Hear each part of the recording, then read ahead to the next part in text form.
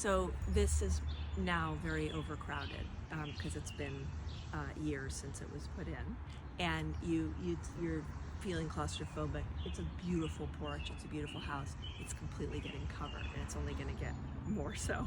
So I would, with the hinoki cypress, I would prune it, get it pruned so it's more narrow. Okay, that will open things up a lot. I would also bring the branches up, like get rid of them and move your two azaleas there underneath the pink and the white. I would get rid of the burning bush here. I would get rid of the spruce, the two spruce. They're just too much and they're dead on the other side. Like there's no new growth because they're just too big, they're overpowering.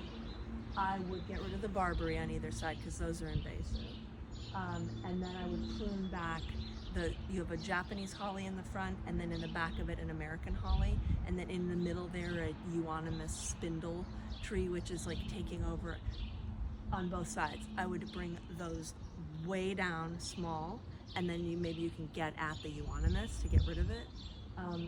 So those two then can grow nicely together and be proportional and not like such overgrown kind of monsters. And then I would do the same thing over here.